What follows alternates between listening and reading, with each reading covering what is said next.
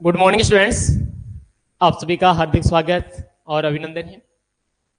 Students, आज जो हमारी रिवीजन क्लास है उसमें हम बात करेंगे हमारी एग्रीकल्चर के चैप्टर फर्स्ट की। एग्रीकल्चर केमिस्ट्री का चैप्टर फर्स्ट हमने डिस्कस कर लिया। अब जो दूसरा हमारा चैप्टर है वो एग्रीकल्चर का चैप्टर फर्स्ट। सबसे पहले तो स्टूडेंट्स हम जानेंगे इसकी की फैक्ट्स क्या क्या हैं, बाकी उसके बाद में फिर हम नेक्स्ट इस चैप्टर के बारे में चर्चा करेंगे। पूरे चैप्टर को आज की ही क्लास में हम क्लियर कर लेंगे। जैसे हमारे चैप्टर का नाम क्या है, चैप्टर का नाम है हमारा सस्य विज्ञान। सस्य विज्ञान, मृदा एवं बीज, मृदा एवं बीज, यह है हमारे पूरे चैप्टर का नाम, सस्य विज्ञान, मृदा एवं बीज। चलिए, अब मैं इस चैप्टर के अगर की फैक्टर्स की बात करूं कि इस चैप्टर में हमें क्या क्या चीजें पूछी जाएंगी, क्या क्या चीजें हमारी इंपोर्टेंट है इस चैप्टर में, सबसे पहले हम वो देख लेते हैं। विक्रम डोडी, आदित्य, रीना, चलिए गुड मॉर्निंग, जय श्री राम।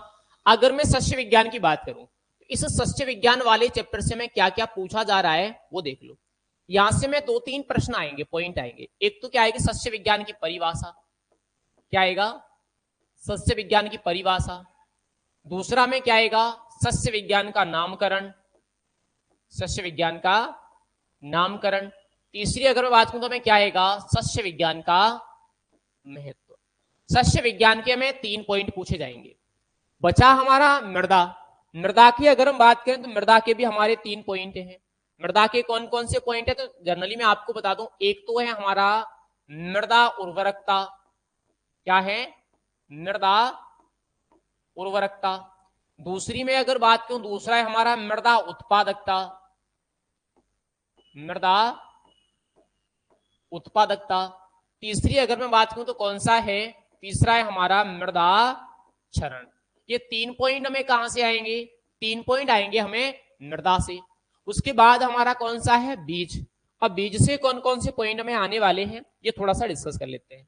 बीज से एक तो हमें आएगा बीज की परिभाषा, सबसे पहले बीज की परिभाषा की बीज क्या है। उसके बाद हमें आएगा बीज के प्रकार कि बीज कितने प्रकार का होता है। उसके बाद हमें आएगा उत्तम बीज, क्या आएगा, उत्तम बीज क्या है, हम उत्तम बीज के बारे में जानेंगे। उसके बाद अगर हम बात करें हमें आएगा बीज की सुसुप्तावस्था, क्या आएगा, सुसुप्तावस्था। और उसके बाद हमें आएगा बीज की पृथक्करण दूरी, पृथक्करण दूरी। यानी अगर मैं इस पहले चैप्टर की बात करूं तो इस पहले चैप्टर में हमें टोटल इतनी सारे पॉइंट पूछेंगे, 3 और 3 6, 6 और 5 कितने हो गए, 11 हेडिंग है पूरे हमारे इस चैप्टर में जो हमें पूछी जाएंगी। अब हम एक एक करके सभी के बारे में चर्चा करेंगे। चलिए, तो सबसे पहले हम किसके बारे में बात कर रहे हैं, सबसे पहले हम बात करेंगे सस्य विज्ञान के बारे में। ठीक है, चलिए हम स्टार्ट करते हैं। विशाखा गुड मॉर्निंग, मनोज आखर, राधे राधे। चलिए, पहला पॉइंट क्या है हमारा, सस्य विज्ञान, सस्य विज्ञान। और स्टूडेंट, सस्य विज्ञान को हम इंग्लिश में क्या बोलते हैं, इसको इंग्लिश में बोला जाता है एग्रोनॉमी। क्या बोला जाएगा, एग्रोनॉमी बोला जाएगा। अब ध्यान रखना मेरे साथ में, 2 चीजें मैंने बताई थी, एक नामकरण एक परिभाषा। तो सबसे पहले तो हम नामकरण को देख लेते हैं। सबसे पहले क्या देखेंगे, नामकरण। अगर मैं सस्य विज्ञान शब्द की बात करूं तो यह शब्द किस भाषा से लिया गया। चलो पहले तो मुझे यह बताओ कि सस्य विज्ञान शब्द किस भाषा से लिया गया, ये तो सभी को पता होगा। एक बार मुझे बताओ, सस्य विज्ञान शब्द की उत्पत्ति किस भाषा से हुई है, और जल्दी से कमेंट करना क्योंकि आज हमें ये पूरा चैप्टर क्लियर करना है, तो टाइम खराब नहीं करेंगे अपन। विशाखा, ग्रीक भाषा। चलिए, फिर तो पता है। वैसे मैंने आपको कई बार बताया होगा, एक बार और बता दूं, जिन शब्दों के पीछे लोजी लगा हो, लोजी, या जिन शब्दों के पीछे नोमी लगा हो, वो शब्द किस भाषा के होते हैं, वो शब्द ग्रीक भाषा के होते हैं। और जिनके पीछे कल्चर लगा हो वो किस भाषा के होंगे, वो आपके लैटिन भाषा के होंगे। जैसे बायोलॉजी है, जैसे एग्रोनॉमी है, कैसे हो गए, ग्रीक भाषा के हो गए। मैं अगर बात करूं यहां एग्रीकल्चर, मैं अगर बात करूं यहां हॉर्टिकल्चर, मैं अगर बात करूं यहां ओलेरीकल्चर, तो जिनके पीछे कल्चर लगा है वो किस भाषा के हैं, वो हमारे लैटिन भाषा के हैं। तो एक चीज तो हमें पता चल गई कि जो एग्रोनॉमी शब्द है वो किस भाषा का है, वो ग्रीक भाषा का है। किस भाषा का है, ग्रीक भाषा। और ग्रीक भाषा के कितने शब्दों से मिलकर के बना है, तो 2 शब्दों से मिलकर के बना है। अब वो 2 शब्द कौन कौन से हैं? एक तो है एग्रो, एग्रो, और दूसरा क्या है? दूसरा है नोमोस। कौन सा है? नोमोस। अब अगर मैं एग्रो की बात करूं, एग्रोस का मतलब क्या होता है? खेत, खेती। एग्रोस का मतलब क्या होता है? खेती। और नोमोस का मतलब क्या होता है? प्रबंधन। नोमोस का मतलब क्या है? प्रबंधन। जनरली अगर अब आपसे पूछा जाए कि एग्रोनॉमी का नामकरण लिखिए, तो आप आसानी से लिख सकते हो कि एग्रोनॉमी शब्द की उत्पत्ति ग्रीक भाषा के 2 शब्दों से हुई है, एग्रो और नोमोस। एग्रो का मतलब खेती और नोमोस का मतलब होता है प्रबंधन। ये तो बात किसकी हो गई? एग्रोनॉमी के नामकरण की हो गई। दूसरी अगर मैं बात करूं, मान लो हमें प्रश्न पूछा जाए कि एग्रोनॉमी क्या है, सस्य विज्ञान क्या है, सस्य विज्ञान को परिभाषित कीजिए, सस्य विज्ञान को परिभाषित कीजिए, तो परिभाषा क्या होगी? एक परिभाषा तो आप जर्नली यही लिख सकते हो कि कृषि विज्ञान की वह शाखा जिसमें खेती प्रबंधन या फसल प्रबंधन का अध्ययन किया जाता है, वो क्या कहलाती है? सस्य विज्ञान या एग्रोनॉमी कहलाती है। खेती का मतलब क्या हुआ? खेती का मतलब हुआ फसल। खेती का मतलब क्या हुआ? फसल। तो हम कह सकते हैं एग्रीकल्चर की या कृषि विज्ञान की वह शाखा जिसके अंतर्गत खेती प्रबंधन या फसल प्रबंधन का अध्ययन किया जाता है, वो क्या कहलाती है? वो कहलाती है हमारी सस्य विज्ञान या एग्रोनॉमी। लेकिन हम और भी अगर अच्छी परिभाषा लिखना चाह रहे हैं तो फिर हम इस तरह से लिख सकते हैं। हम जनरली लिखेंगे कृषि विज्ञान की वह शाखा, कृषि विज्ञान की वह शाखा जिसके अंतर्गत, जिसके अंतर्गत मृदा प्रबंधन, मृदा प्रबंधन एवं फसलोत्पादन, फसलोत्पादन का अध्ययन किया जाता है, फसलोत्पादन का अध्ययन किया जाता है, किया जाता है, वो क्या कहलाती है? वो कहलाती है आपकी एग्रोनॉमी। अब अगर आपसे प्रश्न पूछा जाए कि एग्रोनॉमी या सस्य विज्ञान किसे कहते हैं, तो अब आपको बिल्कुल क्लियर हो गया। एग्रोनॉमी सस्य विज्ञान क्या है? कृषि विज्ञान की वह शाखा है जिसके अंतर्गत मृदा प्रबंधन एवं फसलोत्पादन का क्या किया जाता है? अध्ययन किया जाता है। 2 ही चीजें यहां इंपोर्टेंट हैं, एक तो क्या? मृदा प्रबंधन, और दूसरी क्या? फसल उत्पादन। दोनों का हम इसमें क्या करते हैं? दोनों का अध्ययन करते हैं।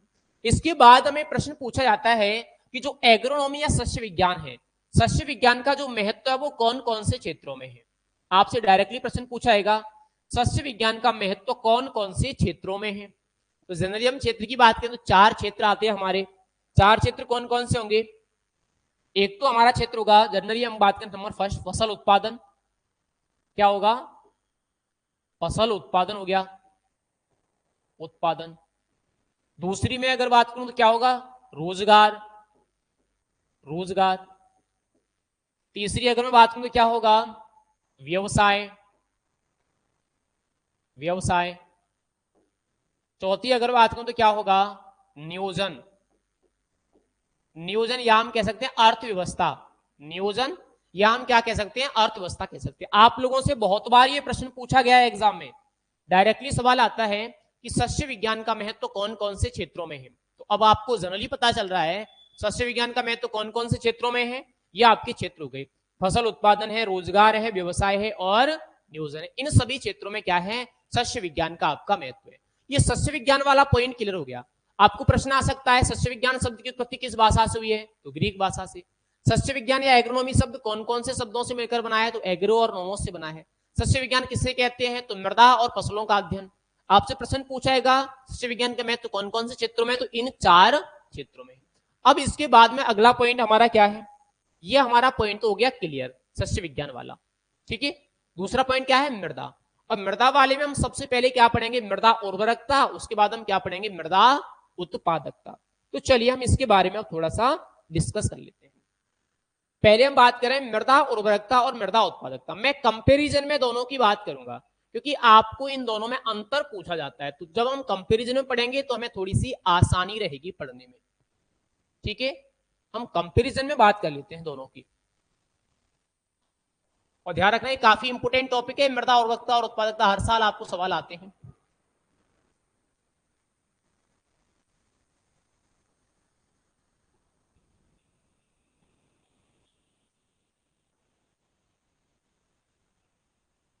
चलिए अब देखो, एक में तो हम क्या ले लेते हैं, एक में जनरली हम ले लेते हैं मृदा उर्वरकता,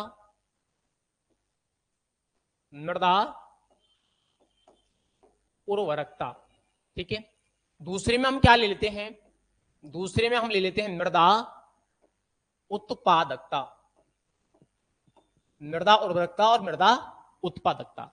डायरेक्टली जो हमें सवाल आता है वो हमें आता है मृदा उर्वरकता और मृदा उत्पादकता में अंतर स्पष्ट कीजिए। वैसे ज्यादातर तो सवाल ये आता है कि मृदा उर्वरकता और उत्पादकता में अंतर स्पष्ट कीजिए, इस तरह से हमें प्रश्न आता है।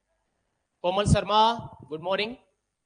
चलिए अब मृदा उर्वरकता क्या है, जनरली मैं अगर मृदा उर्वरकता की बात करूं तो ये मृदा की पोषक तत्व प्रदान करने की क्षमता है। ये क्या है, पोषक तत्व प्रदान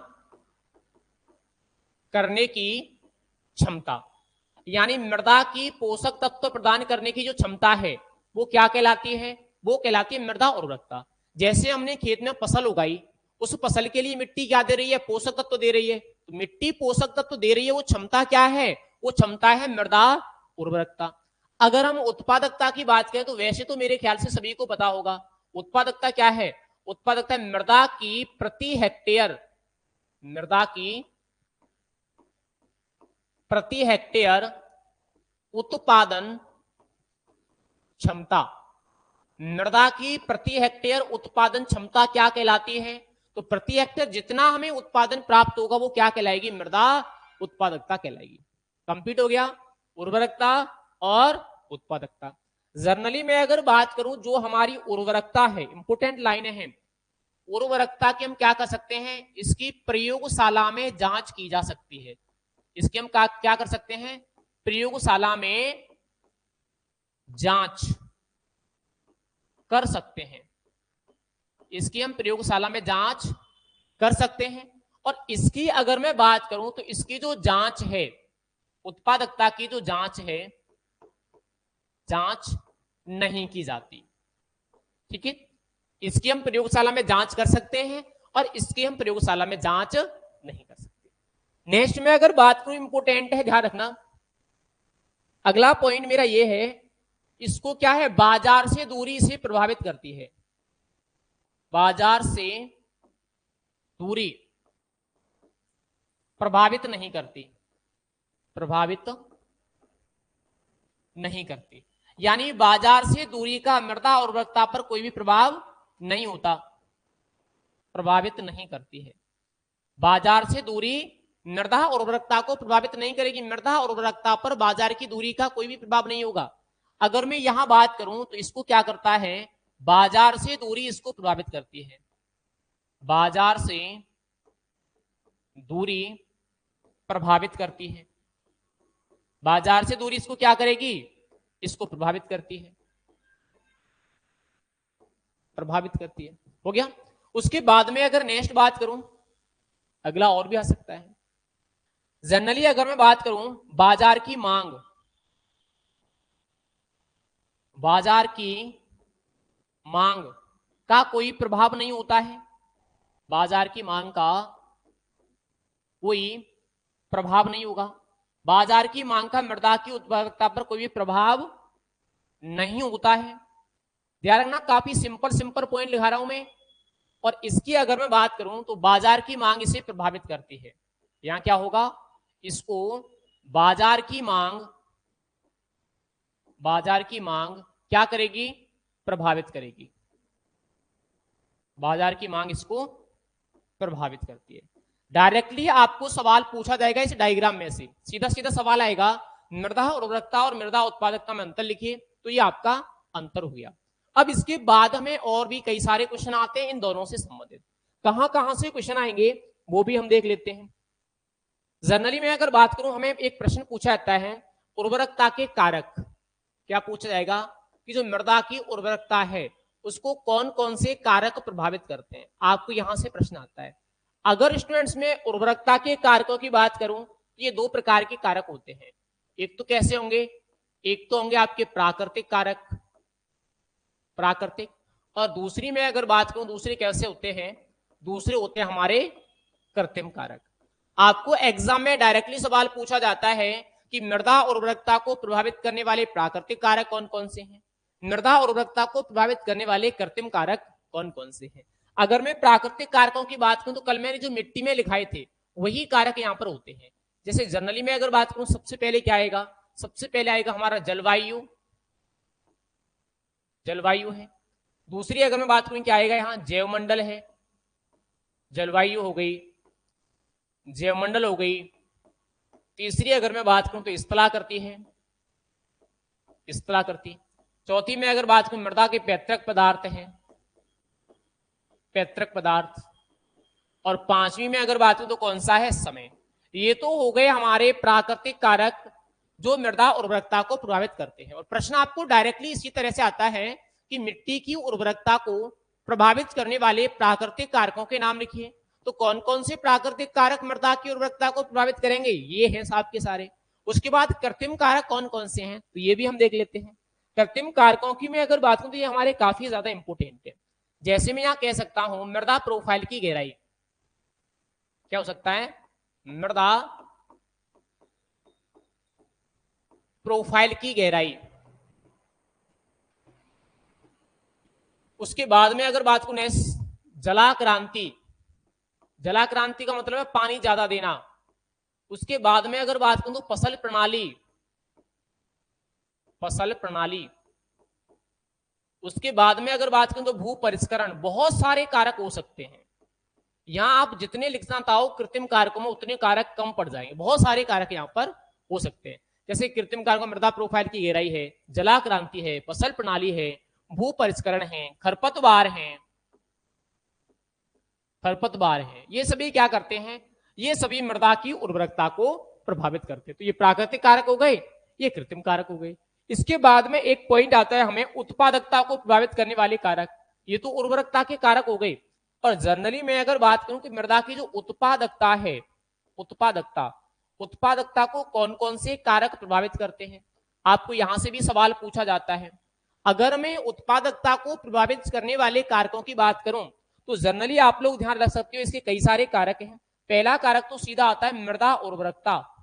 क्या आता है, मृदा उर्वरकता।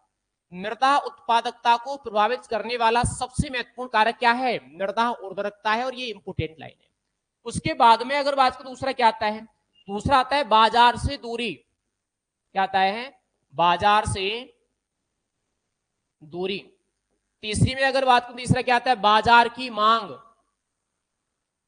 बाजार की मांग। और चौथी में अगर बात करूं चौथा क्या आएगा, चौथा आएगा उत्पादन में व्यय। उत्पादन में जितना हम खर्च कर रहे हैं वो सारा व्यय, उत्पादन में व्यय। ये सारे कारक क्या करेंगे, ये सारे कारक आपकी मृदा उत्पादकता को प्रभावित करते हैं। डायरेक्टली सवाल आएगा आपसे मृदा उत्पादकता को प्रभावित करने वाले कारक कौन कौन से हैं, मृदा उर्वरकता, बाजार से दूरी, बाजार की मांग और उत्पादन में व्यय। ये सभी कारक क्या करेंगे, मृदा की जो उर्वरकता उत्पादकता है उसको प्रभावित करते हैं। एक सवाल आपको और पूछा जाता है, जनरली मैं अगर उस सवाल की बात करूं तो आपसे प्रश्न आएगा कि मृदा की जो उर्वरकता है, उत्पादकता है, उत्पादकता की इकाई क्या है। अगर मैं किसकी बात कर रहा हूं, अगर मैं बात कर रहा हूं उत्पादकता, उत्पादकता, और उत्पादकता में मैं किसकी बात कर रहा हूं, इकाई। आपसे प्रश्न पूछा जाता है कि मृदा उत्पादकता की इकाई क्या है। तो वैसे तो सभी लोगों को पता होगा, अगर नहीं भी पता है तो मैं आपको बता दूं। इसकी इकाई क्या होती है, इसकी इकाई होती है उपज प्रति हेक्टेयर।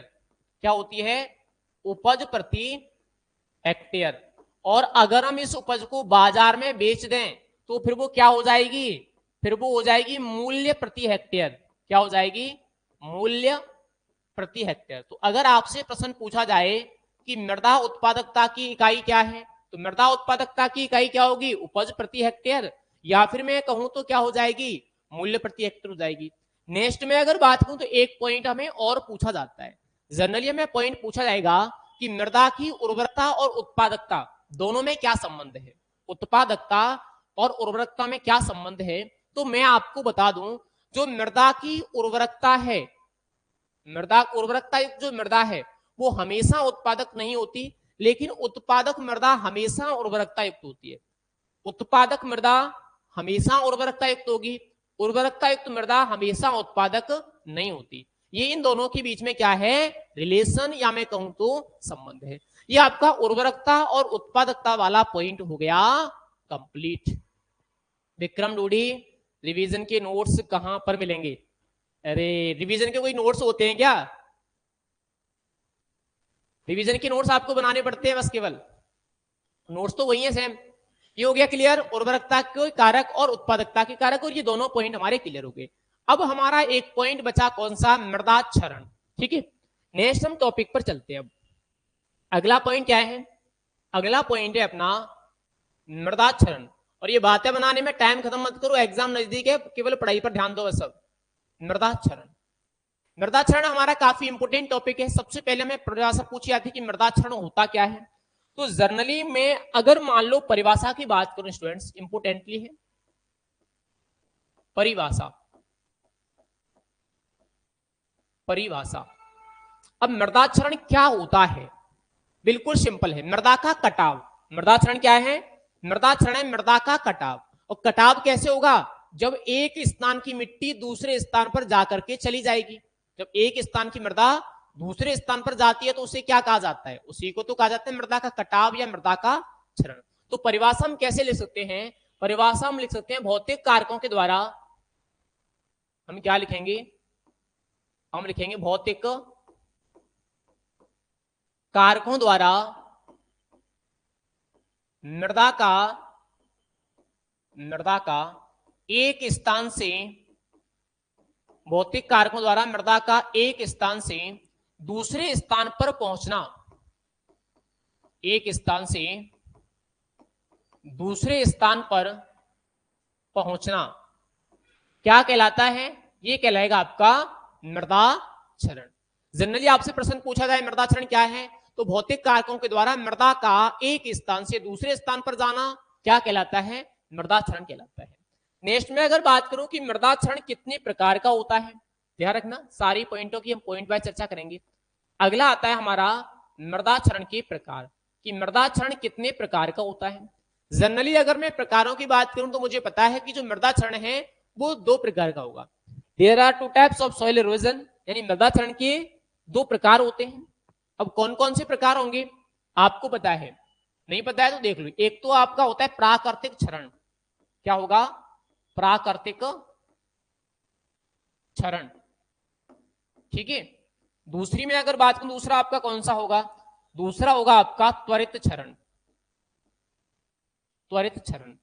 जनरली अगर हम मृदा क्षरण की बात करें तो कितने प्रकार का होता है? दो प्रकार का होगा, एक तो प्राकृतिक क्षरण और एक अगर मैं बात करूं तो कौन सा होगा? एक होगा आपका त्वरित क्षरण। अब मान लो मैं प्राकृतिक क्षरण की बात करूं तो प्राकृतिक क्षरण क्या है? जब मृदा का कटाव प्राकृतिक कारकों के द्वारा होता है। जब मृदा का जो कटाव है, जब मृदा का कटाव प्राकृतिक कारकों के द्वारा होगा, प्राकृतिक कारकों द्वारा होगा, तब उसको क्या कहा जाएगा? तब उसको कहा जाएगा प्राकृतिक क्षरण। जैसे आंधी है, तूफान है, ओलावृष्टि है, अतिवृष्टि है, अगर इनके द्वारा हो रहा है तो उसको हम क्या कहेंगे? प्राकृतिक क्षरण कहेंगे। और इसकी अगर हम बात करें तो ये क्या होता है? ये कम नुकसानदायक होता है। कैसा होता है ये कम नुकसानदायक होता है। नुकसानदायक, कम नुकसानदायक क्यों होगा? क्योंकि इसमें क्षरण और संरक्षण दोनों क्या होते हैं? साथ साथ होते हैं। प्राकृतिक क्षरण यानी प्राकृतिक कारकों के द्वारा मृदा का कटाव होना, जैसे आंधी है, तूफान है, ओलावृष्टि है, चक्रवात है, ये कम नुकसानदायक होगा। क्यों? क्योंकि इसमें क्षरण और संरक्षण दोनों क्रियाएं क्या होती हैं? साथ साथ होती हैं। वहीं अगर मैं बात करूं त्वरित क्षरण, तो त्वरित क्षरण किसके द्वारा होता है? जब मृदा का कटाव मानवीय कारकों के द्वारा होगा। कटाव किसके द्वारा होगा? मानवीय कारकों के द्वारा होगा, मानवीय कारक। तब उसको क्या बोला जाएगा? तब उसको बोला जाएगा त्वरित क्षरण। और मैं अगर इस क्षरण की बात करूं तो ये क्षरण क्या होता है? ये क्षरण अधिक हानिकारक होता है। ये क्षरण क्या होता है? ये अधिक हानिकारक होता है। अब कौन कौन सी क्रियाओं के द्वारा होगा? जैसे जलाक्रांति है, फसल प्रणाली है, फसल पद्धति है, भू परिष्करण है, फसल चक्र है, इन सभी मानवीय क्रियाओं के द्वारा अगर क्या हो रहा है? मृदा का क्षरण हो रहा है, तो उसको क्या कहेंगे अपन? त्वरित क्षरण कहेंगे। आपको एक सवाल ऐसे भी आ सकता है कि प्राकृतिक क्षरण और त्वरित क्षरण दोनों में अंतर स्पष्ट कीजिए। अब अगर हमें दोनों में डिफरेंस पूछा गया है, दोनों में अंतर पूछा गया है, तो अंतर क्या होगा? प्राकृतिक क्षरण प्राकृतिक कारकों के द्वारा होता है, त्वरित क्षरण मानवीय कारकों के द्वारा होता है। ये कम नुकसानदायक होता है, ये अधिक नुकसानदायक होता है। इसमें क्षरण और संरक्षण साथ साथ होता है, इसमें क्षरण और संरक्षण साथ साथ नहीं होता। अंतर पता चल गया? दोबारा से सुन लो। ये प्राकृतिक कारकों के द्वारा होगा, ये मानवीय कारकों के द्वारा होगा। ये कम नुकसानदायक होगा, ये अधिक नुकसानदायक होगा। इसमें क्षरण और संरक्षण साथ साथ होता है, इसमें क्षरण और संरक्षण साथ साथ नहीं होता। ये दोनों में क्या हो गया? डिफरेंस हो गया। अब नेक्स्ट में आता है कि मृदा क्षरण के कितने कारक होते हैं। एक तो मैं पूछ ले प्रकार, और एक में सवाल आता है कि मृदा क्षरण के कितने कारक होते हैं। जनरली में अगर बात करूं स्टूडेंट्स मृदा क्षरण के कारकों की, कारक आप सभी को पता होगा, नहीं पता हो तो मैं बताने वाला हूं अभी। अगर हम मृदा क्षरण के कारकों की बात करें तो कारक कितने होंगे? मृदा क्षरण के जनरली 2 कारक होते हैं। वो 2 कारक कौन कौन से हैं? एक कारक तो है हमारा जल। कौन सा है? एक कारक तो होगा जल, और दूसरा कारक क्या होगा? वायु। मृदा क्षरण के कितने कारक होते हैं? तो मृदा क्षरण के 2 कारक होंगे। एक कारक को हम कहेंगे जल और दूसरे कारक को हम कहेंगे वायु। इसी के आधार पर क्षरण को 2 भागों में बांट देते हैं हम, एक जल क्षरण और एक अगर हम बात करें तो कौन सा क्षरण? वायु क्षरण।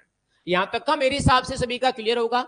अब हम थोड़ा सा नेक्स्ट चलते हैं और डायरेक्टली हम बात करते हैं जल और वायु क्षरण के बारे में, जैसा हमें एग्जाम में प्रश्न पूछे जाते हैं। जनरली अगर स्टूडेंट्स में बात करूं सबसे पहले जल क्षरण की, पहला पॉइंट क्या है? पहला पॉइंट है हमारा जल क्षरण। और अगर हम जल क्षरण की बात करें तो जल क्षरण क्या होगा? आपको पता है जल क्षरण क्या है? जब मृदा का कटाव, जब मृदा का कटाव किसके द्वारा होता है? जल द्वारा होता है। जब मृदा का कटाव जल द्वारा होता है तो वह क्रिया क्या कहलाती है?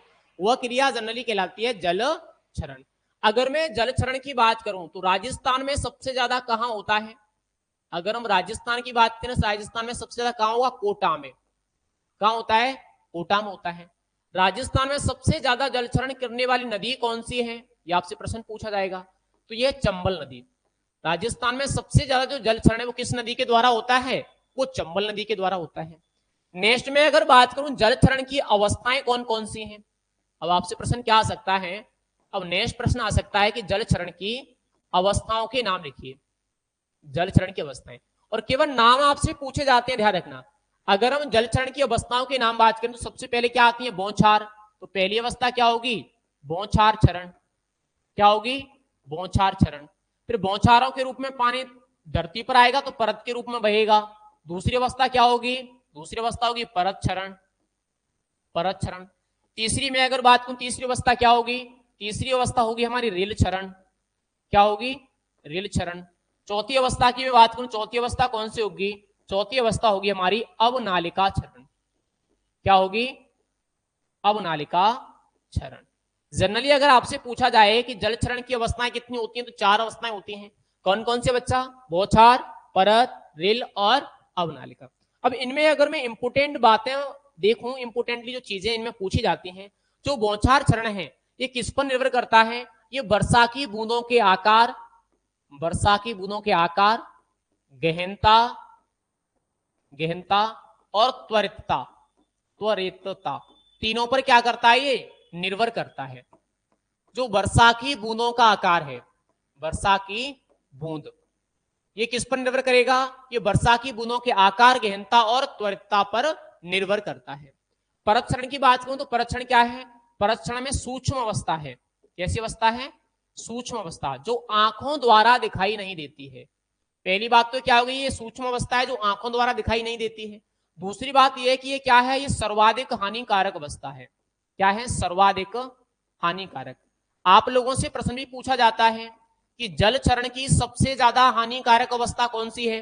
तो ध्यान रखना, जल क्षरण की सर्वाधिक जो हानिकारक अवस्था है वो कौन सी है? वो परत क्षरण है। जल क्षरण की सबसे सूक्ष्म अवस्था जो आंखों द्वारा दिखाई नहीं देती है वो भी कौन सी है? वो परत क्षरण है। अगर मैं रेल क्षरण की बात करूं तो रेल क्षरण में क्या बनती है? रेल क्षरण में छोटी नालियां बनती हैं। आपसे प्रश्न पूछा जाएगा कि जल क्षरण की वह अवस्था कौन सी जिसमें छोटी नालियों का निर्माण होता है, जिन्हें जुताई के द्वारा ठीक कर देते हैं। तो रेल क्षरण में क्या बनेंगी, छोटी नालियां बनेंगी जिनको जुताई के द्वारा हम ठीक कर देते हैं। अवनालिका क्षरण में क्या बनता है, अवनालिका क्षरण में गहरी खाइयां बनती हैं। क्या बन जाती हैं, गहरी खाइयां बन जाती हैं जिनको जुताई के द्वारा ठीक नहीं किया जा सकता। इसमें क्या बनती हैं, गहरी खाइयां बनती हैं जिनको जुताई के द्वारा ठीक नहीं कर सकते। और ये क्या है, ये सर्वाधिक विकराल अवस्था है, सर्वाधिक विकराल। विकराल का मतलब हुआ डरावनी, सबसे ज्यादा जो विकराल अवस्था है, भयंकर अवस्था है, डरावनी अवस्था है, वो कौन सी है, वो है आपकी अवनालिका क्षरण। और जो अवनालिका क्षरण है वो रेल क्षरण की बढ़ती हुई अवस्था, ध्यान रखना। अवनालिका क्षरण क्या है, रेल क्षरण की बढ़ती हुई अवस्था है। यही प्रश्न आपको बहुत बार पूछा जाता है कि रेल क्षरण की बढ़ती हुई अवस्था कौन सी है। तो रेल क्षरण की बढ़ती हुई अवस्था कौन सी है, अवनालिका क्षरण। या फिर आपसे पूछ लेगा अवनालिका क्षरण किस क्षरण की बढ़ती हुई अवस्था है, तो फिर भी आप ध्यान रखना ये रेल क्षरण की बढ़ती हुई अवस्था है। ये तो आपकी बात हो गई जल क्षरण की। किसकी बात हो गई, जल क्षरण की बात हो गई। अब हम थोड़ी सी बात करें मृदा क्षरण। नेक्स्ट हम किसके बारे में चर्चा करते हैं, नेक्स्ट हम चर्चा करते हैं मृदा क्षरण के बारे में। मृदा क्षरण, अब मृदा क्षरण क्या होगा, वही होगा मृदा क्षरण भी, जब मृदा का कटाव, तो मृदा क्षरण वायु क्षरण, वायु क्षरण। जल क्षरण तो हो गया, उसके बाद में वायु क्षरण। अब मान लो हम वायु क्षरण के बारे में बात कर रहे हैं, तो वायु क्षरण क्या है, जब मृदा का कटाव, जब मृदा का जो कटाव है वो किसके द्वारा होगा, वो वायु द्वारा होगा, तब उसको क्या कहा जाएगा, तब उसको कहा जाएगा वायु क्षरण। अब मैं अगर बात करूं राजस्थान में मृदा का सर्वाधिक कटाव, तो राजस्थान में जो सर्वाधिक कटाव होता है वो किसके द्वारा होता है, मृदा के द्वारा होता है। राजस्थान में सर्वाधिक क्षरण किसके द्वारा होता है, वायु के द्वारा होता है। आप लोगों से प्रश्न भी पूछा जाता है कि राजस्थान में मृदा का सर्वाधिक कटाव या सर्वाधिक क्षरण किसके द्वारा होगा, तो किसके द्वारा होगा, वो वायु के द्वारा होगा। किसके द्वारा होता है, वायु के द्वारा होता है। अगर मैं वायु क्षरण की बात करूं तो वायु क्षरण की जो अवस्थाएं हैं उनको 3 पार्टों में डिवाइड किया गया है। वायु क्षरण की कितनी अवस्थाएं होती हैं, तो इसकी जनरली अगर हम बात करें तो 3 अवस्थाएं होती हैं। 3 अवस्थाएं कौन कौन सी हैं, पहली अवस्था इसकी उच्छलन निलंबन, पहली अवस्था निलंबन, निलंबन। दूसरी अवस्था इसकी उच्छलन, उच्छलन। और तीसरी अवस्था इसकी सतह सर्पण, सतह सर्पण। और मैं एक इंपोर्टेंट चीज बता दूं आपकी, जो वायु क्षरण की 3 अवस्थाओं को विभाजित किया गया है वो कणों के आकार के आधार पर विभाजित किया गया है। तो आपको यहां कणों का आकार पूछा जाता है। जैसे स्टूडेंट्स, मैं अगर निलंबन के कणों के आकार की बात करूं तो निलंबन के कणों का आकार कितना होता है, 0.1 mm से कम।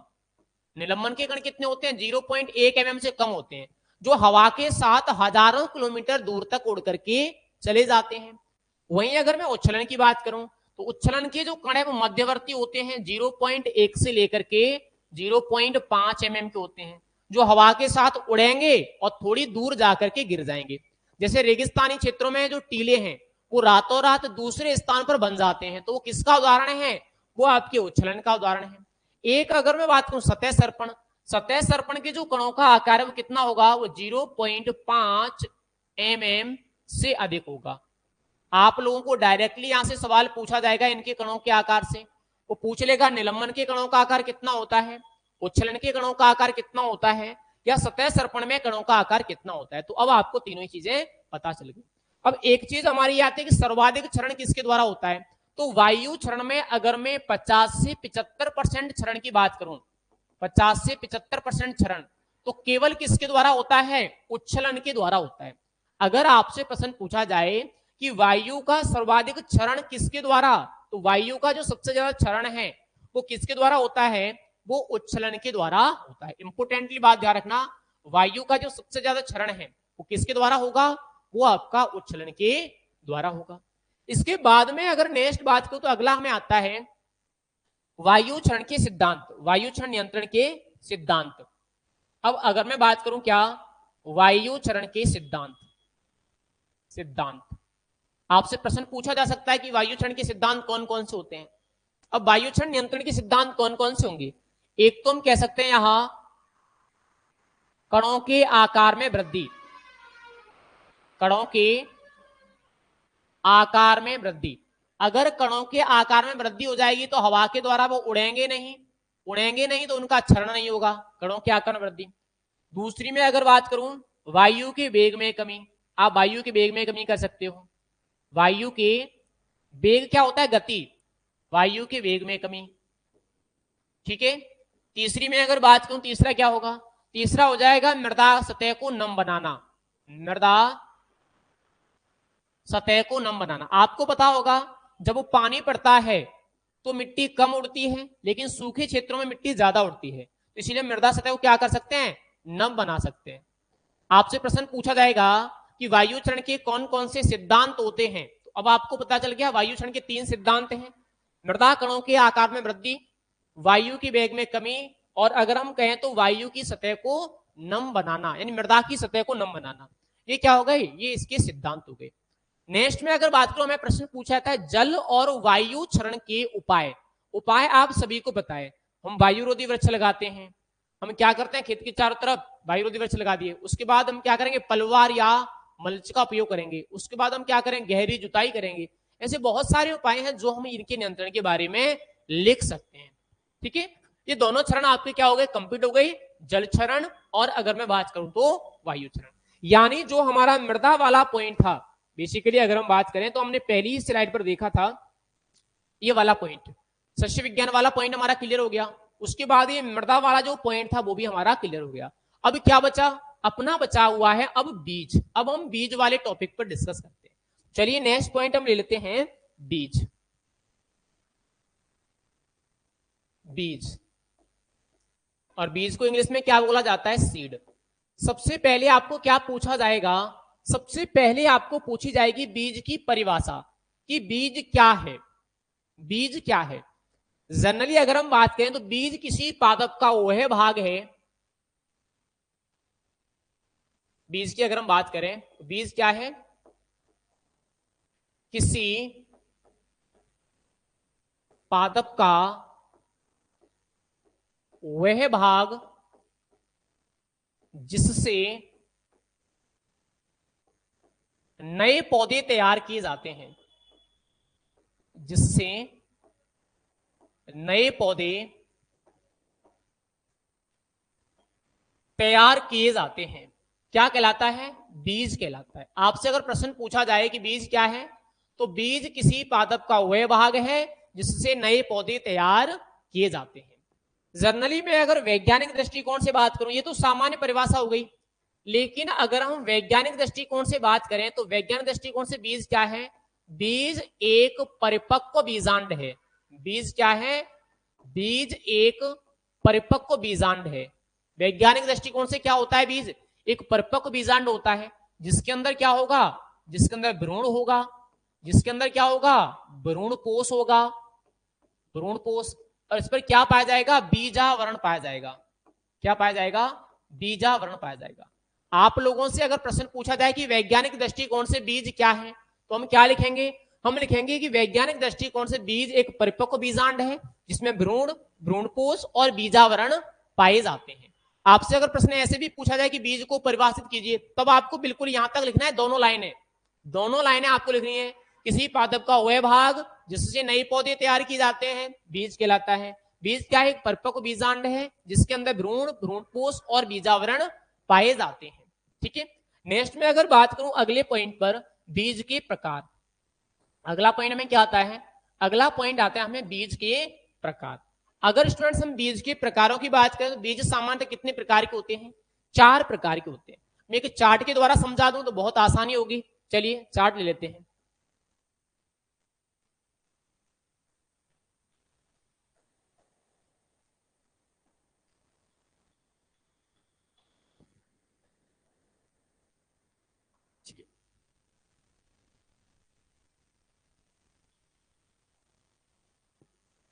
चलिए अब हम समझेंगे बीज के प्रकार के बारे में।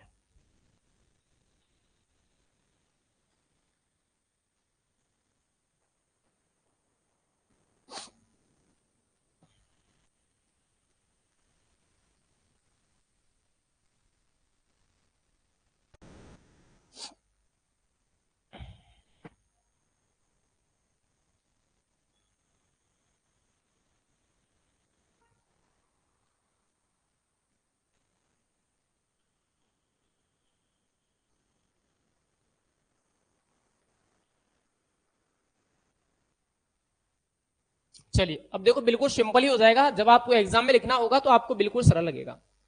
जनरली अगर हम बीजों की बात करें, यहां तो मान लो हम लेते हैं बीज, ठीक है। और बीज कितने प्रकार के हमारे? 4 प्रकार के हैं, 4 कलर यूज करेंगे अपन। एक तो अगर हम बात करें मूल केंद्रक,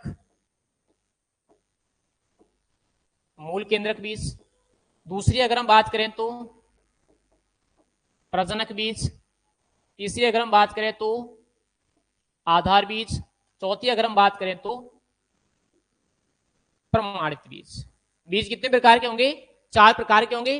कौन कौन से? मूल केंद्रक, प्रजनक, आधार और प्रमाणित। अब अगर मैं नेक्स्ट बात करूं, इनका उत्पादन कौन करता है, यहां से बातें शुरू होती है। अभी समझना बहुत इंपॉर्टेंट है और काफी मजा भी आएगा आपको भी यहां से पढ़ने में। जनरली हम क्या बात करें? उत्पादन। मूल केंद्रक और प्रजनक बीज दोनों का उत्पादन कौन करता है? स्वयं उत्पादक। जो इनकी खोज करता है वही इन दोनों बीजों का क्या करता है? उत्पादन करता है। स्वयं जो उत्पादक है वो इन दोनों बीजों का क्या करता है? उत्पादन करता है। अगर मैं आधार बीज की बात करूं तो आधार बीज का उत्पादन कौन करता है? एनएससी। कौन करता है? एनएससी, नेशनल सीड कॉर्पोरेशन करता है। प्रमाणित बीज के उत्पादन की बात करें तो कौन करता है? इसका उत्पादन करता है एग्रीकल्चर यूनिवर्सिटीज। कौन करती है? एग्रीकल्चर यूनिवर्सिटीज करती है इसका उत्पादन, प्रमाणित बीज का। अब मैं अगर बात करूं नेक्स्ट अगले पॉइंट पर, अगले पॉइंट पर मैं लेता हूं किसके द्वारा इनका उत्पादन होता है, किसके द्वारा होता है। अब जनरली मैं अगर मूल केंद्र के बीज की बात करूं, मूल केंद्र के बीज तो क्या है? मात्र बीज है।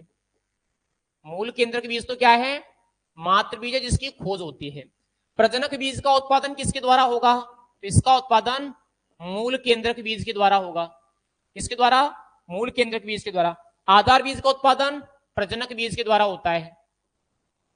आधार बीज का उत्पादन प्रजनक बीज के द्वारा होगा। अगर मैं प्रमाणित बीज की बात करूं, इसका उत्पादन किसके द्वारा होगा? इसका उत्पादन आधार बीज के द्वारा होगा। किसके द्वारा? आधार बीज के द्वारा होगा। एक में अगर बात करूं टैग, इंपोर्टेंट है, ध्यान रखना, टैग। टैग। अब जनरली मैं अगर टैग की बात करूं तो मूल केंद्र के बीज बाजार में बिक्री हेतु उपलब्ध नहीं होता, इसलिए इस पर कोई टैग नहीं होता। मूल केंद्र के बीज पर किसी भी रंग का टैग नहीं लगा होता। अगर मैं प्रजनक बीज की बात करूं तो कैसा टैग होता है? पीला होता है। अगर मैं आधार बीज की बात करूं कैसा टैग होगा? सफेद होगा। अगर मैं प्रमाणित बीज की बात करूं तो कैसा टैग होगा? नीला होगा। कैसा होगा? नीला। ये टैगों की बात हो गई। आगे अगर मैं बात करूं शुद्धता, आगे मैं किसकी बात कर रहा हूं? शुद्धता। अब शुद्धता भी देख लो। जनरली अगर मैं शुद्धता की बात करूं, मूल केंद्रक बीज की शुद्धता कितनी होती है? 100%। प्रजनक बीज की शुद्धता कितनी होती है? 100%। अगर मैं आधार बीज की बात करूं तो आधार बीज की जो आनुवांशिक शुद्धता है वो कितनी होगी? 99%। और भौतिक शुद्धता कितनी होगी? 98%। और प्रमाणित बीज की कितनी होती है? प्रमाणित बीज की होती है आपकी 98%। ये हो गए आपके बीज के प्रकार। अब आपसे प्रश्न पूछा जाएगा कि बीज कितने प्रकार के होते हैं, बीजों का वर्गीकरण लिखिए। तो आप लिखोगे 4 प्रकार के। सबसे पहली हेडिंग बनाओगे मूल केंद्रक बीज। मान लो मैंने पहली हेडिंग क्या बनाई? मूल केंद्रक बीज। तो मैं क्या लिखूंगा? मैं लिखूंगा इस बीज का उत्पादन स्वयं उत्पादक के द्वारा किया जाता है। यह बीज मात्र बीज है, इस पर टैग नहीं लगा होता, इसकी शुद्धता 100% होती है। हो गया क्लियर? मान लो मुझे प्रमाणित बीज लिखना है 4 नंबर पे, तो प्रमाणित बीज कैसे लिखूंगा? इस बीज का उत्पादन एग्रीकल्चर यूनिवर्सिटी द्वारा किया जाता है। यह बीज आधार बीज से तैयार किया जाता है। इस बीज पर नीले रंग का टैग लगा होता है। इस बीज की आनुवांशिक और भौतिक शुद्धता 98% होती है। या फिर मान लो आपसे प्रश्न पूछा जाए प्रजनक बीज और आधार बीज में अंतर लिखिए। आपसे प्रश्न क्या पूछा गया? प्रजनक बीज और आधार बीज में अंतर लिखिए। तो फिर आप कैसे लिखोगे अंतर? सीधा हो जाएगा। प्रजनक बीज का उत्पादन स्वयं उत्पादक के द्वारा किया जाता है। आधार बीज का उत्पादन एनएससी द्वारा किया जाता है। प्रजनक बीज मूल केंद्र के बीज से तैयार होता है। आधार बीज प्रजनक बीज से तैयार होता है। प्रजनक बीज पर पीले रंग का टैग होता है, आधार बीज पर सफेद रंग का टैग होता है। प्रजनक बीज की शुद्धता 100% होती है, आधार बीज की 99 और 98% होती है। इस तरह से आप क्या लिख दोगे? बीजों के प्रकार से कोई भी आपको प्रश्न आएगा बेझिझक होकर आप प्रकार लिख सकते हो। ठीक है, मेरे हिसाब से क्लियर होगा सभी का। गौरव विशाखा ओके। चलिए अब नेक्स्ट अगर मैं बात करूं बीज में, अगला पॉइंट हमारा क्या आता है? अगला पॉइंट हमारा आता है उत्तम बीज के गुणधर्म। और हमें 101% पूछा जाता है एग्जाम में। क्या आता है? उत्तम बीज के गुणधर्म। जनरली अगर मैं स्टूडेंट्स उत्तम बीज के गुणधर्मों की बात करूं तो उत्तम बीज के कौन कौन से गुणधर्म होते हैं, उत्तम बीज किस बीज को कहेंगे, कौन कौन से गुणधर्म होंगे, तो जनरली समझ लो। अगर हम उत्तम बीज की बात कर रहे हैं तो आपको विशेषता पूछी जाएंगी एग्जाम में कि उत्तम बीज की कौन कौन सी विशेषता होती हैं। तो जनरली ध्यान रखना, एक तो उत्तम बीज कैसा होगा, समान आकार का बीज, कैसा होगा, बीज होगा समान आकार, ठीक है। दूसरी में अगर बात करूं बीज कैसा होगा, स्वस्थ, बीज कैसा होगा, स्वस्थ। तीसरी में अगर बात करूं बीज कैसा होगा, चमकीला, समान आकार का होगा, स्वस्थ होगा, चमकीला होगा। और अगर मैं बात करूं बीज का जो अंकुरण प्रतिशत है, अंकुरण प्रतिशत वो क्या होगा, वो अधिक होगा, अंकुरण परसेंट क्या होगा, अधिक होगा। नेक्स्ट में अगर बात करूं बीज की शुद्धता क्या होगी, शुद्धता अधिक होगी, अधिक। नेक्स्ट में अगर बात करूं बीज का वास्तविक उपयोगिता मान कितना होगा, वास्तविक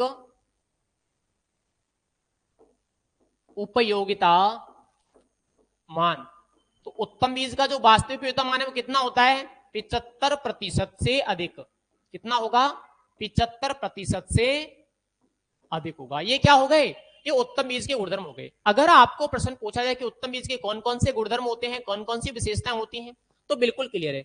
एक तो बीज समान आकार का होना चाहिए, बीज स्वस्थ होना चाहिए, बीज चमकीला होना चाहिए, बीज का अंकुरण प्रतिशत अधिक होना चाहिए, बीज की भौतिक शुद्धता और आनुवांशिक शुद्धता अधिक होनी चाहिए, बीज का जो वास्तविक उपयोगिता मान है वो कितना होना चाहिए, 75% से अधिक होना चाहिए।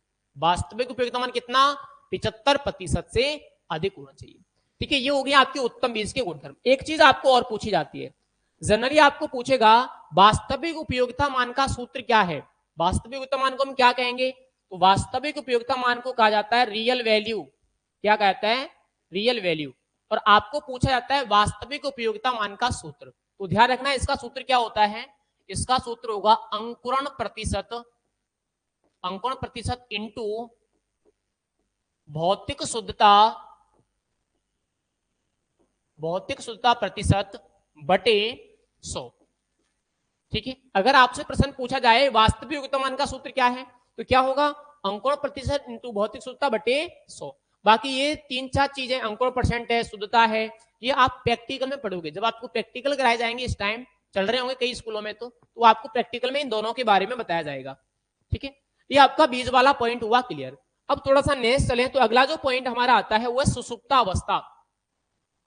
अगला पॉइंट क्या है, अगला पॉइंट है सुसुप्तावस्था। और अगर मैं सुसुप्तावस्था की बात करूं, सबसे पहला प्रश्न क्या आएगा, सुसुप्तावस्था की परिभाषा। सुसुप्तावस्था क्या है, तो सुसुप्त का मतलब क्या होता है, सोया हुआ। सुसुप्त का मतलब क्या है, सोया हुआ। यानी बीज जो होते हैं, पौधे या बीज की बात करें तो उनके जीवन काल में ऐसा समय आता है जब उन्हें वृद्धि के लिए सभी आवश्यक दशाएं उपलब्ध होती हैं, लेकिन फिर भी अंकुरण नहीं होता, तो उस स्थिति को क्या कहा जाएगा, सुसुप्तावस्था कहा जाएगा।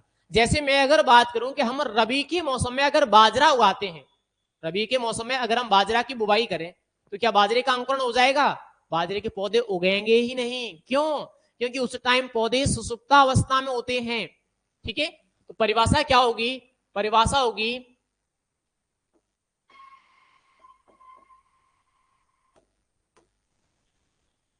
आप शॉर्ट परिभाषा ले सकते हो, अंकुरण हेतु, अंकुरण हेतु सभी आवश्यक दशाएं, सभी आवश्यक दशाएं उपलब्ध होने पर, उपलब्ध होने पर बीजों का अंकुरण न होना, बीजों का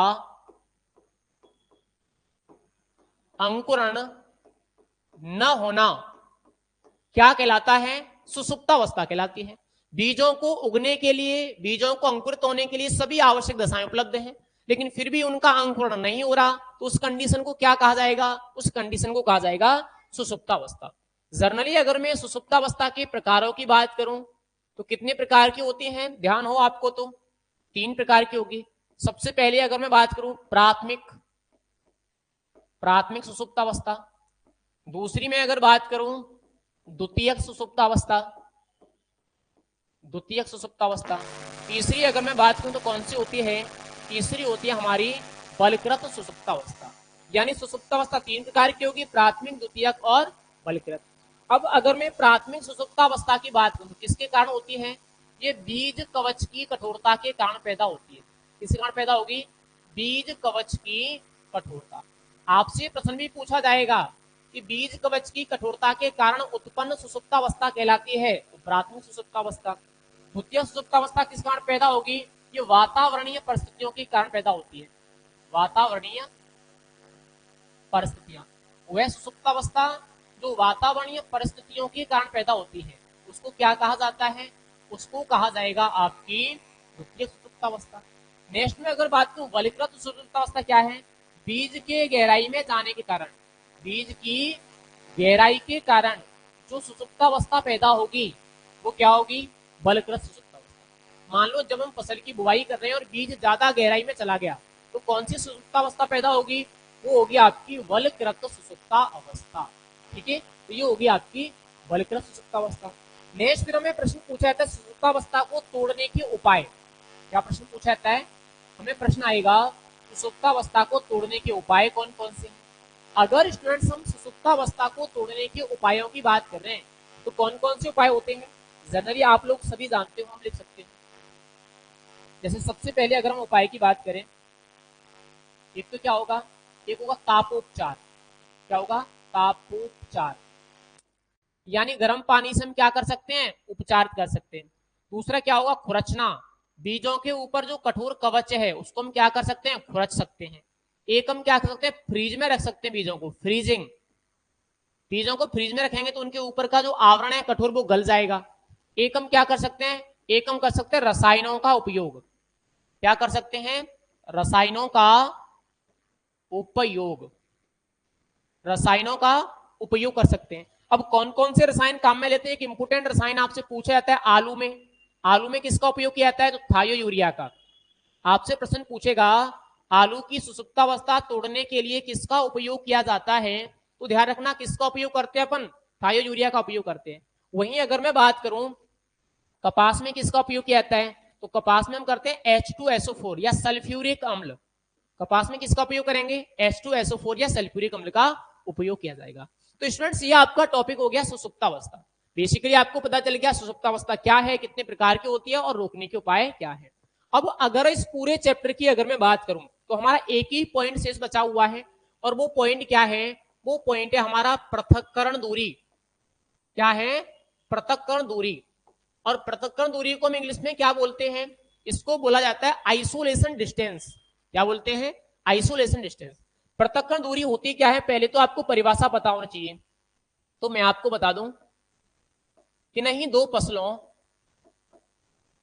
कि नहीं दो फसलों अथवा किसी फसल की दो किस्मों, किसी फसल की दो किस्मों के मध्य, दो किस्मों के मध्य रखी गई निश्चित दूरी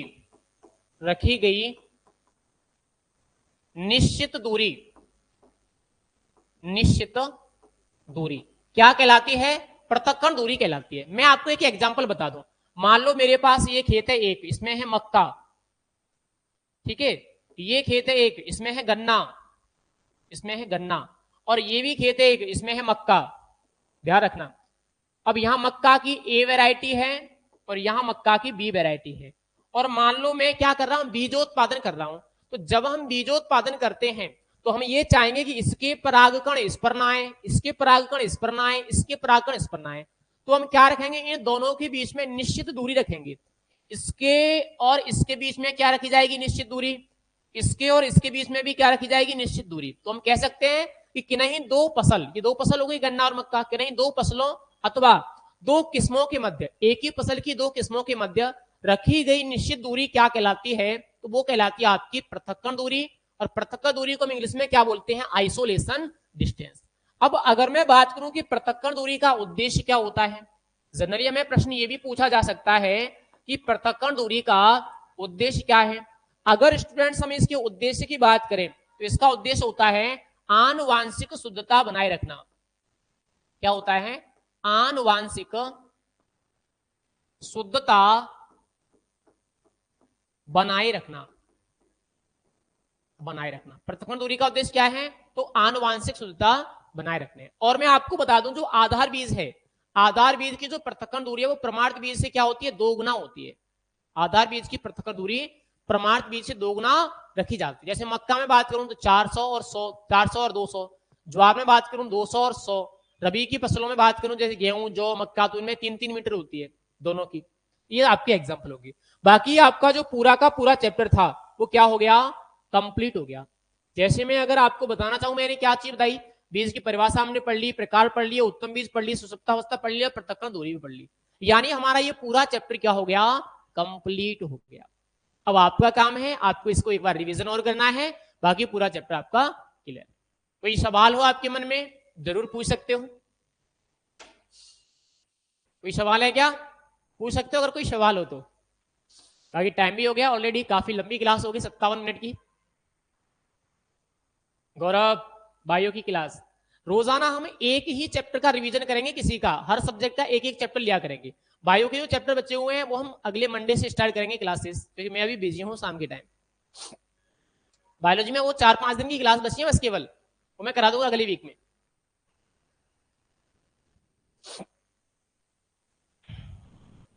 ठीक है भाई, आज के लिए काफी है। Thank you.